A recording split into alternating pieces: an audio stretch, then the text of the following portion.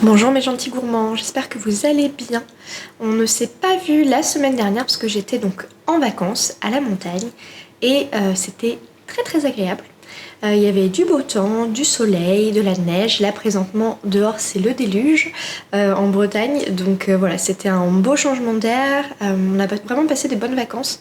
On était dans une station que mon mari connaît bien parce qu'il y allait en fait depuis qu'il est tout petit. Ça s'appelle Morzine, c'est près d'Avoria. C'est une station où il y a beaucoup d'anglais. Et franchement, il y a une très bonne ambiance, c'est très chouette. Ce qui était vraiment cool, c'est de voir James apprendre à faire du ski, prendre confiance, maîtriser son corps, et puis aussi juste avoir confiance, ne pas avoir peur. Donc, même si le ski n'est clairement pas un sport d'avenir, l'empreinte écologique est pas fifole. Après, on prend vraiment quasiment jamais l'avion et tout ça, donc je me dis que ça balance un petit peu.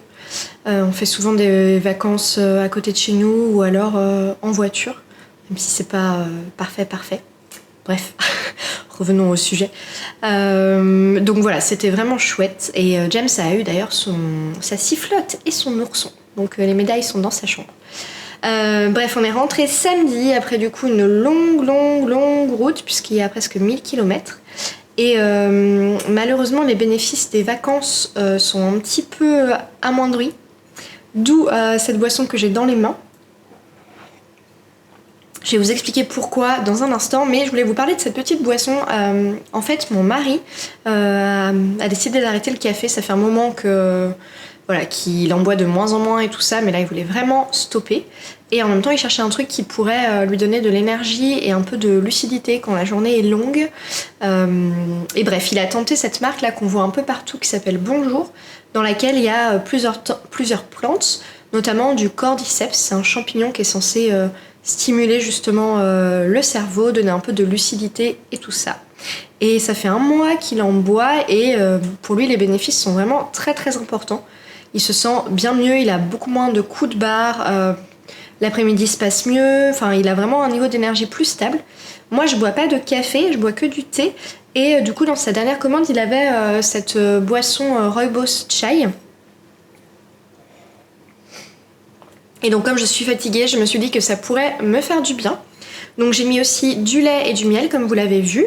Alors le goût est pas mal, ça c'est pas mauvais. Je retrouve pas vraiment le chai parce que c'est très floral. On sent moins la cardamome et bien sûr il n'y a pas de thé parce que c'est du rooibos.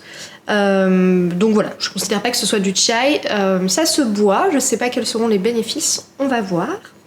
Mais en tout cas voilà, je teste, peut-être que je boirai ça plusieurs fois dans la semaine et du coup je vous dirai ce que j'en pense. Et j'ai aussi acheté des nouveautés chez Palais d'été pendant les vacances puisqu'on est passé à côté d'une boutique, donc on pourra faire notre dégustation puisque souvenez-vous j'ai comme résolution cette année de tester un thé minimum, un nouveau thé chaque mois, donc on va faire ça dans ce vlog.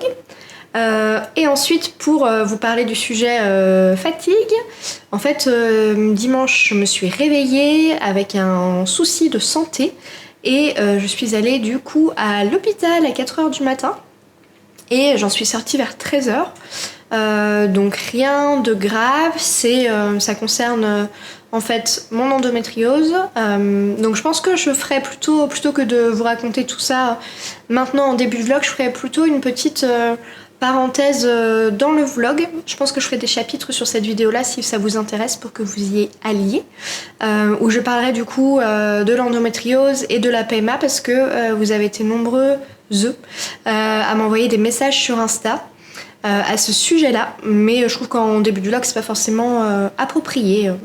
Voilà, donc j'ai plutôt envie qu'on se concentre là sur la pâtisserie puisque en fait j'ai plusieurs bananes qui viennent justement des vacances qui sont hyper abîmées et j'ai eu envie de faire un cheesecake à base d'un biscuit qui contient de l'avoine, du beurre, je suis fatiguée donc du beurre, comment ça s'appelle, brown butter, du beurre noisette. J'ai réussi. Du beurre noisette, des bananes, du caramel peut-être, parce qu'il me reste du caramel que j'ai fait dans le vlog précédent pour le gâteau d'anniversaire de James, et du coup un appareil à cheesecake. Donc j'aimerais bien faire ça maintenant, je trouve ça un peu plus chouette. C'est une nouvelle recette que je crée pour mes abonnés de Patreon ce mois-ci. C'est un cheesecake comme je vous le disais, avec une base de biscuits. J'ai eu envie d'un truc un peu healthy, un peu sain. Donc c'est une base de biscuits à l'avoine, au sucre brun, là c'est de la vergeoise brune, à la noix de coco et au miel. Et c'est hyper bon. Comme j'en avais un petit peu trop, je l'ai conservé et après je l'ai fait cuire en l'émiettant. Ça fait un streusel. C'est comme un topping en fait qu'on peut mettre sur des yaourts ou dans un porridge ou sur un gâteau crémeux. Et on peut aussi en faire des biscuits individuels.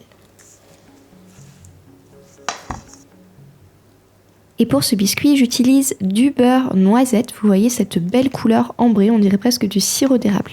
Donc c'est un beurre que l'on va faire chauffer pendant un long moment pour faire remonter la caséine, c'est la sorte d'écume blanche, et faire colorer le beurre jusqu'à lui faire prendre des notes de noisette torréfiées et cette belle couleur brune. Donc ça doit sentir vraiment de manière prononcée dans votre cuisine, mais ça ne doit pas fumer et si ça commence à sentir le brûlé, c'est raté, malheureusement.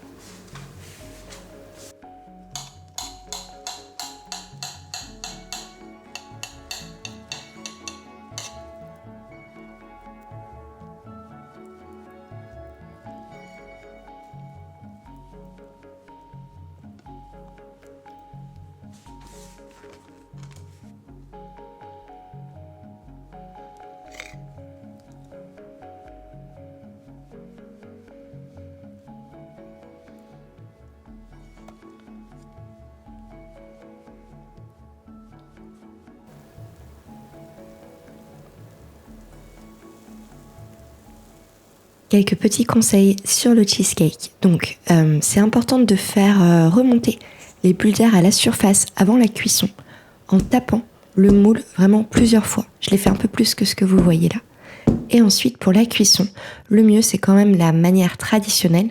Donc, dans un bain-marie, vous mettez 3-4 cm d'eau dans votre lèche frite, vous imperméabilisez votre moule avec de l'alu.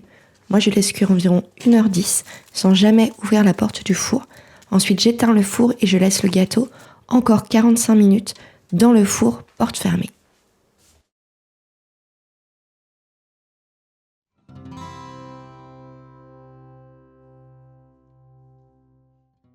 Mardi, j'ai profité d'être à Saint-Malo pour passer chez Truffaut parce que en moi s'éveillent des grandes envies de printemps. Donc je cherchais des petites fleurs pour mettre dans le jardin, des primes verts, etc. J'avais envie de couleurs, vraiment c'était un truc, c'était plus fort que moi. Et je suis passée par le rayon plantes pour commencer parce que mes calathea à la maison sont pas très en forme et j'avais envie d'égayer un petit peu la déco.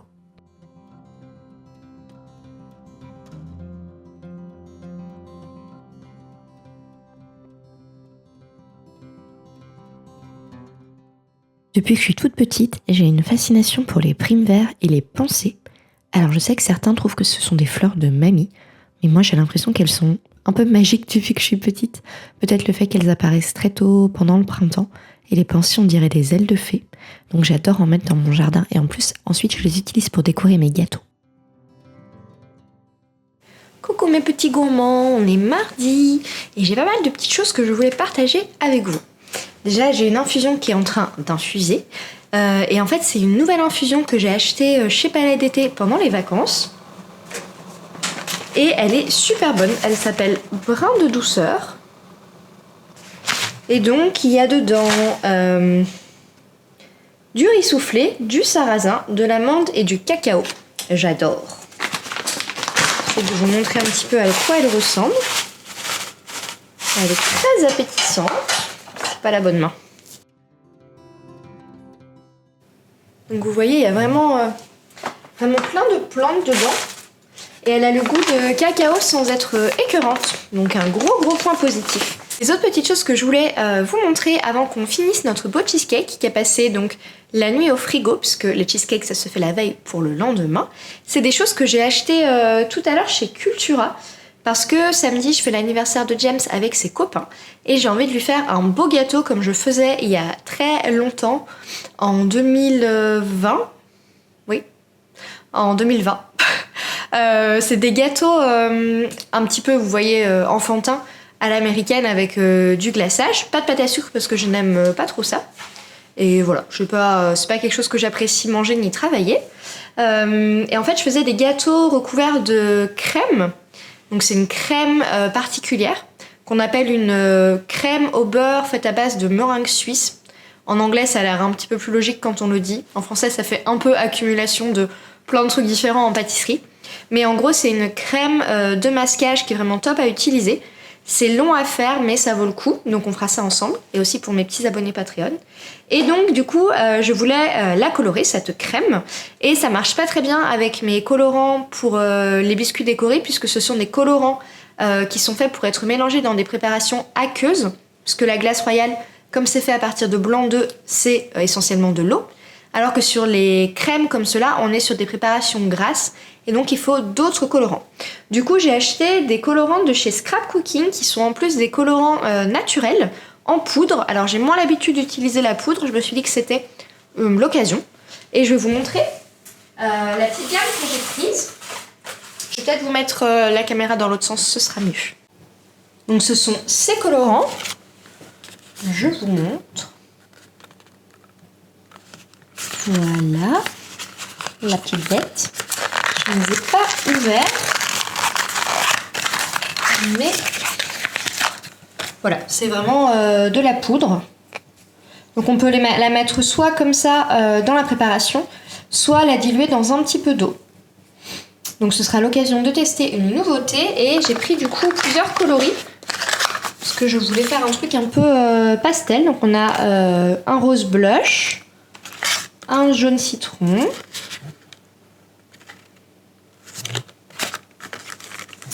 un terracotta, donc un rouge orangé, un bleu sauge, un vert émeraude et un lilas. Le dernier truc que j'ai pris, c'est ça. C'est un moule pour faire des biscuits petit beurre. Il a été un peu sali dans ma voiture, mais voilà, à tester. Je me suis dit que ça pourrait être rigolo. Je pense que c'est le genre de choses qui fait envie en fait quand on voit dans les magasins. C'est pas forcément les choses que j'achète moi en général, mais je me suis dit que ça pourrait vous plaire, qu'on les fasse ensemble, comme il faut dans les règles de l'art. Voilà, voilà.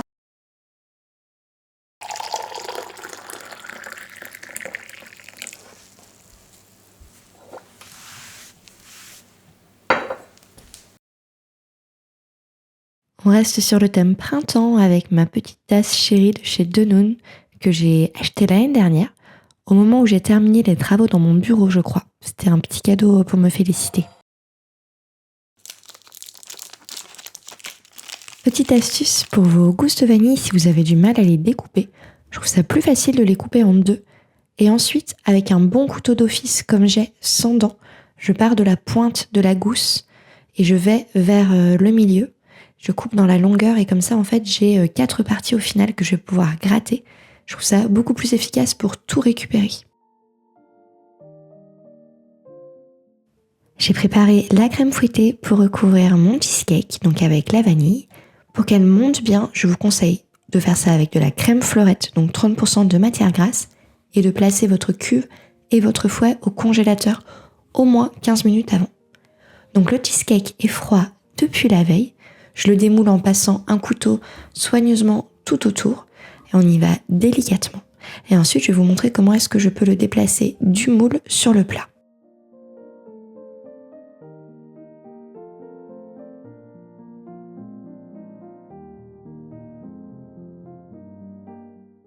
Une fois que j'ai pris le temps de bien décoller le gâteau par le dessous, j'utilise 2 outils pour le déplacer et le poser sur mon plat. Donc j'ai un cercle à pâtisserie, mais c'est évidemment pas du tout obligatoire.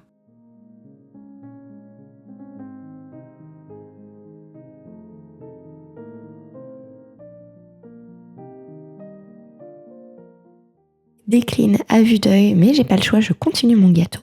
Donc j'ai mis une bonne couche de chantilly sur le dessus et à l'aide d'une petite palette coudée, je fais une espèce de petite rose assez facilement. Vous avez vu, c'est rien de très précis, mais j'aime bien cet effet. Et ensuite, avec ma douille cannelée, je fais des petites flammes sur tout le tour du gâteau.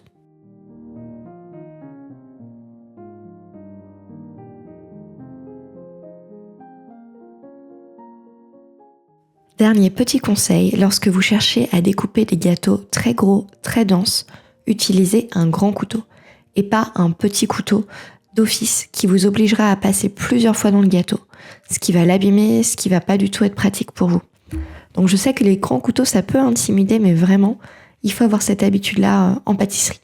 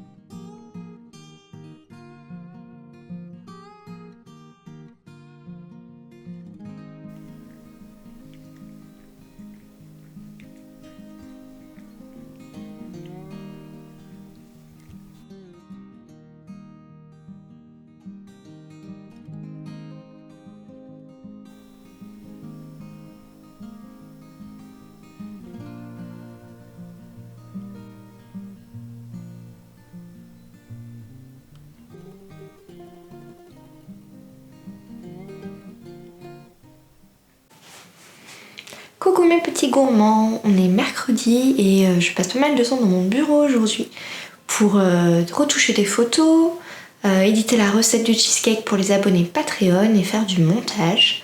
Et voilà, c'est tout cosy, il fait gris, il pleut un petit peu mais il fait pas très froid. Et je suis toute contente parce que du coup j'ai une nouvelle petite plante dans mon bureau et des petites fleurs, il y a une petite bougie. Bref, c'est cool. Et je me suis aussi refait là le chai dont je vous avais parlé de chez Bonjour. Donc je suis un peu moins fatiguée que lundi.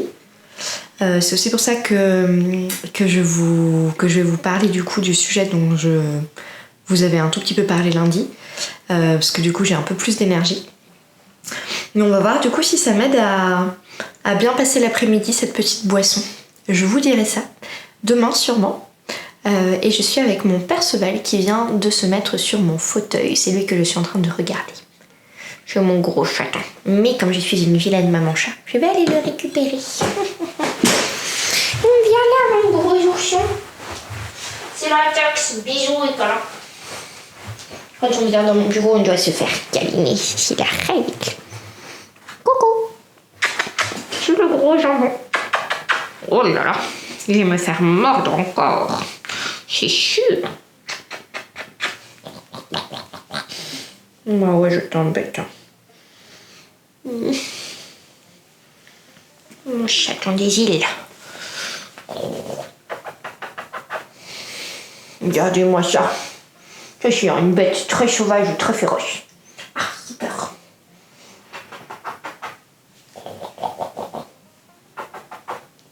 Il faut que je te laisse partir, c'est ça? Ça se fait pas de te forcer. Oh les va. Gros jambon.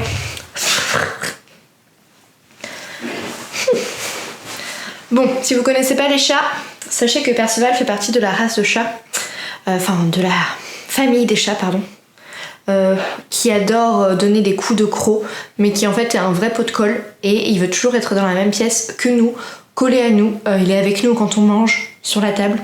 Enfin bref, il est tout le temps avec nous, et donc c'est juste sa manière de communiquer un tout petit peu d'agacement à l'idée d'être une peluche. Parce que je pense que s'il avait pu choisir, il n'aurait pas été un gros chat pelucheux.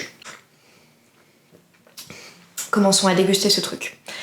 Du coup, ce dont je voulais vous parler un tout petit peu là, c'était la raison pour laquelle j'étais fatiguée. Je vous ai dit que j'avais été à l'hôpital le week-end dernier et tout ça. Et donc j'avais mentionné rapidement dans mon premier vlog en janvier les questions de santé liées à l'endométriose et le parcours PMA. Et en fait j'en ai pas énormément parlé. J'en ai reparlé une autre fois parce qu'on avait notre premier rendez-vous PMA, tout ça. J'en ai pas beaucoup parlé parce qu'en fait j'avais peur que ça prenne de la place, que ce soit un petit peu bizarre en fait dans les vlogs, un peu confus de mélanger tous ces sujets. Sauf qu'en fait je me rends compte que je reçois quand même beaucoup de messages sur tout ça, que ça intéresse les personnes qui sont touchée de près ou de loin par soit l'endométriose, soit la PMA. Et donc voilà, je voulais juste vous partager un petit peu moi, ce qui m'est arrivé, etc. Juste parce que YouTube c'est un espace de partage et vraiment c'est d'ailleurs l'espace où je me sens le mieux cette année. Je pense que c'est pour ça que je passe autant de temps à faire ces vlogs alors qu'ils ne me rapportent rien, ni en termes de vues, ni en termes financiers. Mais j'adore ce petit espace que je crée avec vous. Bref, donc, je fais de l'endométriose depuis un moment, mais je ne sais pas depuis quand. Je soupçonne que c'est venu après mon accouchement, parce que j'ai eu un accouchement très très brutal. Je vais juste raconter en quelques secondes, ne vous inquiétez pas, ça va être un documentaire voilà, sur tout ça, mais j'ai eu un accouchement compliqué parce qu'en fait, du fait de ma double scoliose sévère, si vous savez pas ce que j'ai, j'en ai déjà parlé par le passé, je suis née avec une double scoliose qui est vraiment très aiguë. Du coup, la péridurale, elle n'a pas fonctionné. J'étais pas préparée à accoucher sans péridurale, puisqu'en fait, j'ai accouché en janvier 2021, donc on était en période de confinement. J'avais même pas vu d'anesthésiste en vrai, c'était des consultations en visio. Et à l'époque, je faisais un peu moins attention à ma scoliose. Comme je suis née avec, en fait, et j'avais mal au dos, mais pas comme j'ai pu avoir mal au dos par la suite. En fait, j'en faisais pas vraiment un sujet. Je pense que j'avais pas envie d'en parler ou quoi. Et donc, j'ai mentionné pendant la consultation visio que j'avais cette scoliose, mais sans plus, en fait. Et donc le soir où j'ai accouché, je suis arrivée à l'hôpital vers 20h, donc j'étais déjà en travail et douloureuse et tout ça. Et donc l'anesthésiste me dit vous en faites pas, des scolioses, il y en a plein, on pose des péridurales, etc. Et puis en fait il soulève ma blouse et puis il voit vraiment l'état de mon dos, parce que j'ai un double S vraiment. Et donc il dit peut-être que ça va pas marcher. Moi j'avais déjà très peur d'accoucher, donc là c'était...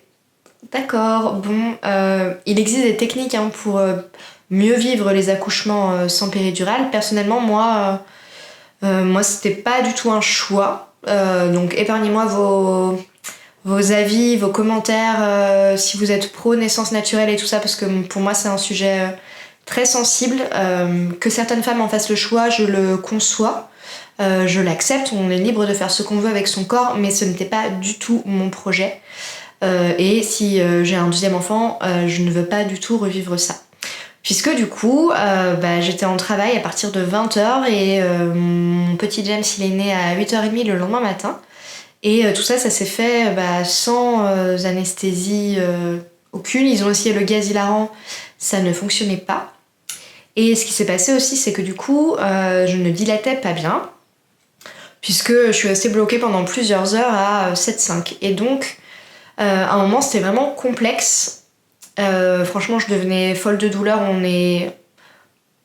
Désolée, je dis que c'était pas un documentaire, mais je suis obligée de donner un tout petit peu d'explication. On a l'impression que la douleur, en fait, elle doit atteindre un palier à un moment qu'on peut pas avoir plus mal. Et en fait, ça va toujours crescendo et c'est très isolant. Parce que, la douleur, c'est intérieur. Les gens autour de nous en fait ne peuvent pas comprendre ce qu'on vit et on se sent vraiment seul au monde. Et d'ailleurs très vite après l'accouchement en fait j'ai repensé au sortilège d'Andoloris dans Harry Potter et aux parents de Neville Londubat qui sont devenus fous. En fait je peux comprendre que la douleur ça rend fou vraiment. Et donc comme je ne dilatais plus, on m'a demandé de pousser pour arriver à dilatation complète. Donc de pousser sur mon col qui n'était pas totalement ouvert. Donc j'ai poussé pendant 1 heure pour arriver à dilatation complète et ensuite pendant 1 demi-heure encore pour faire sortir James. Voilà. Après, j'ai pas été en détresse ni James, il est resté dans sa petite poche d'eau jusqu'au bout, mais c'est pas du tout ce que j'avais prévu, évidemment. Et suite à mon accouchement, du coup, mes règles ont tout de suite été beaucoup plus douloureuses, mais en fait, je me suis dit, déjà, on a moins de temps pour penser à soi et à son corps, hein, clairement, et puis je pensais que c'était normal, en fait, qu'après un accouchement, les règles soient plus douloureuses, plus abondantes et tout ça. Et en mai dernier, j'ai eu un souci gynéco, en fait, pareil, pendant mes règles, là vraiment des douleurs enfin beaucoup plus élevé que d'habitude et tout ça, avec une incapacité à marcher par exemple, en fait être assise c'était problématique. Et donc je suis allée à l'hôpital et en fait j'avais fait un kyste hémorragique sur un ovaire, sur l'ovaire droit. Donc ça c'est des kystes qui peuvent arriver, en fait ça s'appelle des kystes fonctionnels, ça va, ça vient. Et une fois, quand ça éclate en fait ça fait très mal puisqu'il y a du sang du coup dans la paroi abdominale. Voilà, donc ça m'a un petit peu quand même alertée parce que c'est vrai que mon suivi gynéco, je le faisais beaucoup moins régulièrement depuis qu'il y avait James et tout ça. Enfin, donc je me suis dit on va quand même aller chez la gynéco pour faire un petit peu un état des lieux parce que j'ai pas trop envie que ça m'arrive tous les 4 matins. Et donc en faisant une écho, elle a vu que j'avais un autre kyste qui là n'était pas un kyste fonctionnel. Donc les kystes fonctionnels ce sont des kystes de liquide en fait. Là c'était un kyste de tissu. Donc elle m'a pas dit à l'époque ce qu'elle pensait que ça pouvait être. Enfin, elle avait émis plusieurs hypothèses. Et j'ai fait une imagerie du coup plus tard, en octobre. Et en fait, il s'est avéré que c'était un kyste d'endométriose. Donc un kyste d'endométriome, c'est le nom du tissu. Donc qui est assez gros, qui fait presque 5 cm et qui est collé à mon ovaire gauche. Voilà. Donc normalement, j'ai pas... En tout cas, j'ai peut-être des lésions d'endométriose à certains endroits sur l'utérus et dans les trompes, mais on ne le voit pas à l'IRM, mais parce que c'est très petit. Mais en tout cas, ce principal truc d'endométriose, c'est ça, c'est mon kyste.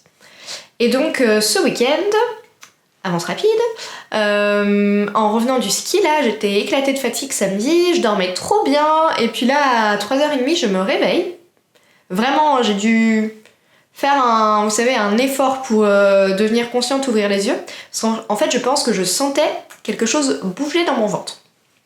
Et donc, je mets instinctivement la main sous mon nombril, et là, je sens une grosse boule, genre, 6 cm, quoi.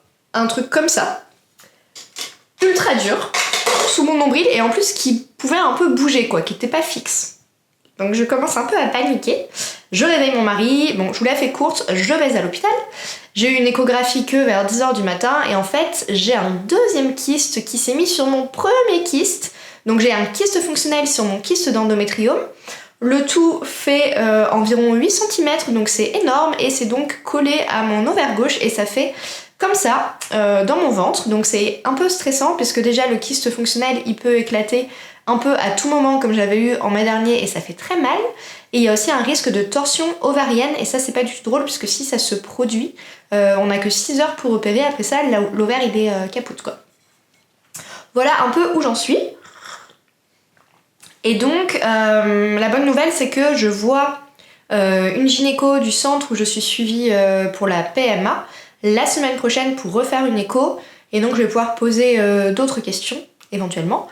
Et la gynéco de la PMA m'avait dit par rapport à mon kyste qu'on pourrait... en fait ça s'opère pas très bien les kystes d'endométriose, l'endométriose en général, parce que c'est des tissus très adhérents, très collants en fait. Mais elle m'avait dit qu'on pouvait injecter de l'alcool dans le kyste pour le rendre inactif en gros. Et c'est quelque chose qu'on pourrait faire avant la FIV. Donc là vous vous doutez bien que j'aimerais bien faire ça assez rapidement, parce que je n'aime pas vivre avec cette épée de Damoclès au-dessus de la tête. C'est pas tant douloureux, ça fait des petites crampes de temps en temps, mais c'est stressant quoi. Voilà un petit peu, c'était la parenthèse d'une dizaine de minutes là sur ces sujets liés au corps féminin et à ses joies. Et d'ailleurs, pour enchaîner avec un petit peu de cohérence, j'ai fini de lire là le livre dont je vous parlais depuis plusieurs vlogs, Le cœur des femmes de Martin Winkler. Que donc j'ai quand même lu à un bon rythme parce qu'il est très bien, la narration est très soutenue en termes de, enfin bref ça se lit bien quoi. Et en fait le dénouement est finalement il est annoncé très tôt du moment où on lit la 4e de couverture et on passe à la lecture du premier et 2 chapitres, on se rend compte qu'il y a quelque chose d'un petit peu étrange, j'en dirai pas plus. Mais le dénouement du coup est hyper intéressant, hyper bien fait. C'est quand même un très beau livre qui parle de plein de sujets liés au corps des femmes. Du coup en fait juste pour les personnes qui ne l'auraient pas, qu'on n'aurait pas entendu parler dans mes vlogs précédents, c'est un livre qui a été écrit par un médecin généraliste qui est spécialisé sur les questions de gynécologie. Et donc il écrit façon roman la vie d'un service assez particulier dans un hôpital du nord de la France où en gros un gynécologue reçoit des femmes en consultation pour tous les sujets possibles liés à la vie du corps d'une femme. Et en fait, il va à l'encontre des pratiques gynécologiques très répandues, à la fois dans les consultations gynéco de base, par exemple simplement la posture d'examen avec les deux pieds dans les étriers face à la personne, en fait, au médecin. Jusqu'à des choses beaucoup plus complexes comme les chirurgies, les questions de genre, de sexe. Je veux dire, quand il y a des ambiguïtés liées au sexe d'un enfant, d'une femme et tout ça. Donc c'est vraiment très intéressant, c'est un beau livre, donc je vous le conseille. Voilà, c'était pour finir un petit peu sur ce sujet-là. Moi, mon petit truc est en train de refroidir, donc je vais pas trop tarder à le boire. Parce que c'est pas non plus le délice de l'année, et tiède, je pense que ce sera pas fifou. Et je vais faire toutes les choses dont je vous ai parlé, parce qu'il est 14h passé, je sais pas quelle heure il est exactement. 14h15 et l'après-midi passe vite. Et le mercredi, c'est la journée où j'ai le plus de temps de travail, sauf quand j'ai James. Du coup, j'en profite. À demain!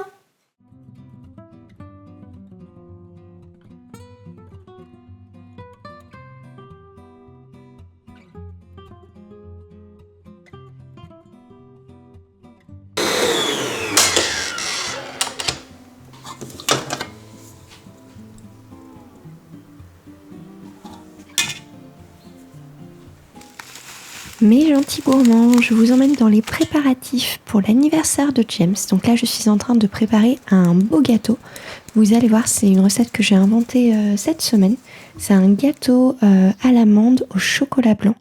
Il est très moelleux, il est très gros parce qu'en fait, il y a des œufs foisonnés. C'est ce que vous avez devant vous là. Ce sont des œufs qu'on fait monter avec le sucre, ça leur donne du volume.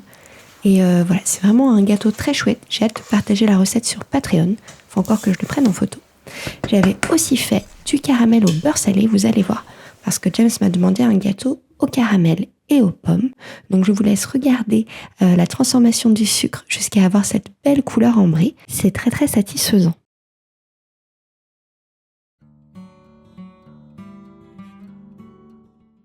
Un caramel réussi, c'est un caramel qui aura cuit suffisamment longtemps. Donc on attend vraiment d'avoir une belle couleur pain d'épices avant de couper le feu. C'est très important de ne pas l'arrêter trop tôt. Ensuite, on le décuit. Donc là, c'est un mélange de crème, de lait et de sirop de glucose. J'ai trouvé une nouvelle recette qui est vraiment top. Donc je vais bientôt la partager avec mes abonnés Patreon. C'est pas moi qui l'ai créée pour une fois, mais elle est vraiment chouette. Donc je vous expliquerai comment faire. Et ce processus où on décuit, c'est vraiment très important pour faire redescendre le mélange en température. Ensuite, on remet à fondre, on réchauffe en température. Pourquoi ? Parce que on peut avoir des morceaux de sucre déjà qui n'ont pas été correctement dissous. C'était mon cas là, au moment où on décuit. Donc ça permet de refaire fondre le tout. Et ensuite, quand ça a redescendu en température, à ce moment-là, on met le beurre et on mélange. Donc voilà, c'est plusieurs étapes qui permettent d'avoir ce beau caramel onctueux. Mais comme je vous le disais, je mettrai ça sur Patreon avec toutes les explications.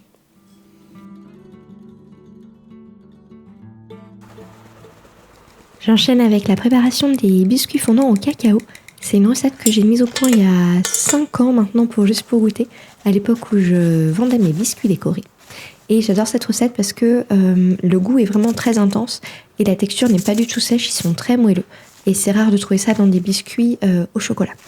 Donc je commence par tamiser l'ensemble de mes poudres.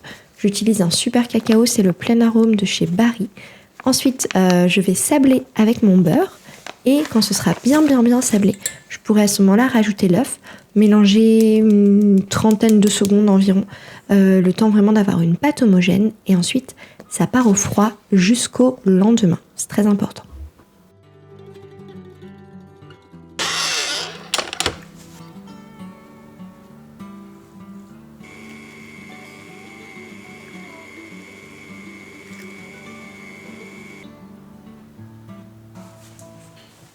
Donc là, on a le beau gâteau que je préparais tout à l'heure.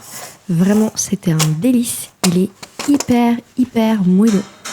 Voilà, trop contente. Ensuite, je me suis lancée dans la préparation de meringues colorées.